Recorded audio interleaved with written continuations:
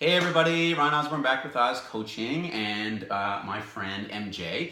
So now we're going to kind of get into a little bit more in-depth conversation, specifically with in regards to brain impairment, brain health. Right. And so, and obviously through the aging process, as you get in close to the 50s and even beyond, just kind of how does nutrition play a big role and I guess loop that around in terms of brain functioning and how it declines and just some of the key, I guess, considerations that people should be aware of with respect to that. Right, that's a very good question actually, because in the population, my clients over 50, cancer and brain impairment are the top two. They're always Really, a worry. A worry, what I mean, when people come in and they're like, either they come in, they want to have prevention, or they're already in active treatment on the conventional side and they want to know, like, what can I do with my diet? Yes. There's a lot you can do. Okay. On the prevention side, let's say you're leading up to your 50s and you have type 2 diabetes, high blood pressure, heart diseases in some way. That is also affecting the brain. Okay. The brain is not separate from the rest of the body. How does it affect? Because inflammation doesn't stop here. It does. It goes to the brain. It's true. No, but it's true. I know a lot of people sometimes. But yes, because they say, okay, I have high cholesterol. Well, it affects your brain.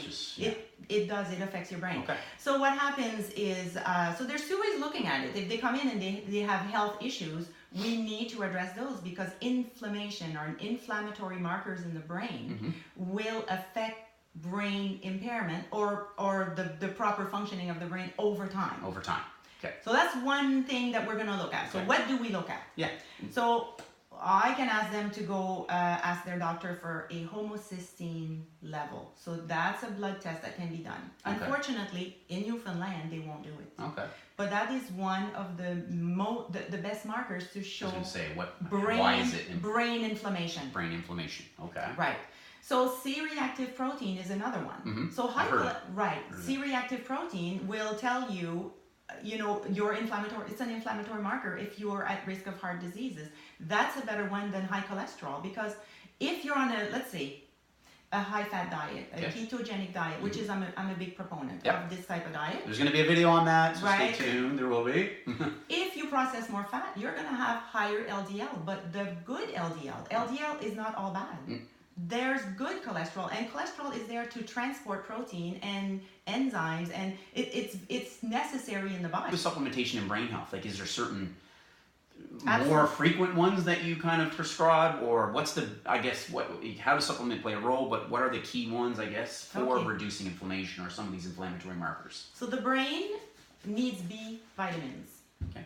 So it's the keys to your car. You can have a car full of gas, but it's going nowhere without the keys. So your brain will work if it has the B vitamins. So your B12, your B6, your folate, those are the top three for the brain. B3, I mean, schizophrenia, there's been research done, and B3 alone, like high mega doses, can actually stop schizophrenia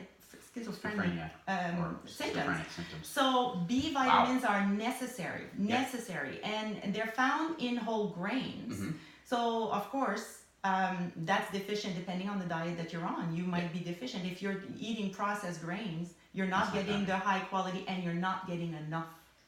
And so insulin, which I know we can rumble off, as I've gotten to know the impacts of nutrition on brain health, because I certainly know it in terms of muscular usage and things like that. And obviously, yes, we know with the whole, just even, body composition management, but now, as I've learned, is just like insulin and brain health is huge. Like it's almost like rust on a car, like you said, I guess. Absolutely. Like it can very it's leading markers towards dementia and cognitive impairments. Yes. Correct? In a nutshell, so insulin, when you have high insulin, so you eat carbs, your insulin's going to go up. If you don't control insulin very well, or you have a high carb diet, and you're getting into your later years, in your 50s, 60s, 70s, insulin goes up in the brain. There's an enzyme. So if we look at Alzheimer's disease, we have amyloid plaque. So those plaques get deposited, and their protein, they get tangled and they get deposited in the brain. There's an enzyme that clears that amyloid plaque, but it's the same enzyme that's used to reduce insulin.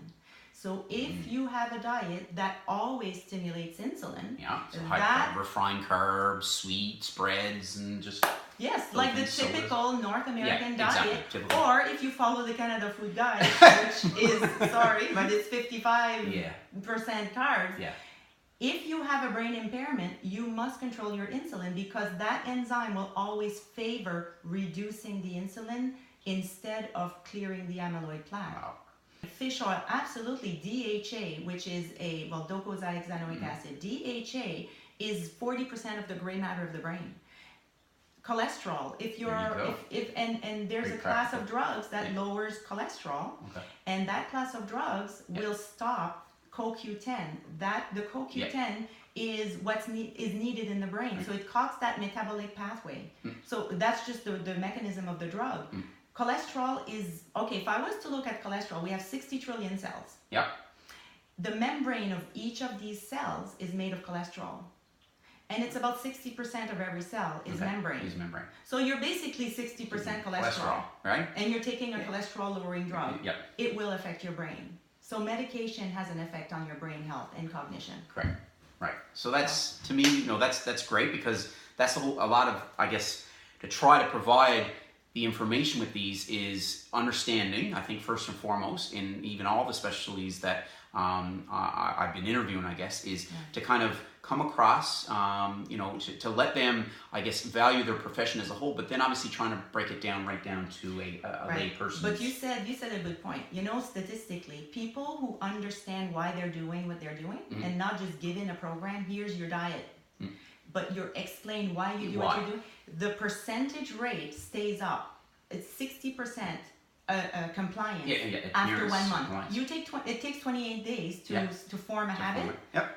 The compliance is much higher when you understand what you're doing, and I think this is very important what you're doing, just to get the word out and explain what's going on. Although it's No, well, that's quick. Well, it is. I mean, but hence why obviously there'll be some various videos and all that kind of stuff there. But really, kind of for today's purpose, obviously a ton of information. And again, with a lot of these questions, comments that may arise from this that you might need a little bit more information on, maybe your research, kind of linking something, then I'd certainly be happy to provide that. But until next time, we're going to talk a little bit more about brain health, but in respects to exercise on the next video. Awesome. See you guys. Thank you.